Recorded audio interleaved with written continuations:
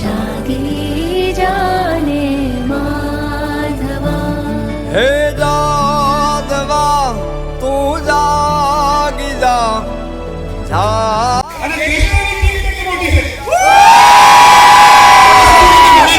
અને રિદ્ધિ સિદ્ધિ ફેલાવનાર સા પરિવારની લાડકી દીકરી દેશના એમના હૃદયનો ટુકડો દુલ્હન બનવા માટે જાનીલના જીવનભરના હમસફર બનવા માટે આપણા બધાની સમક્ષ પધારી રહી છે.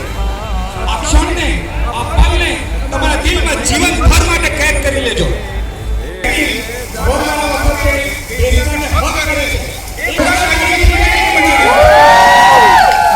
જે ક્ષણની આપણે આતુરતાથી રાહ જોઈ રહ્યા છે.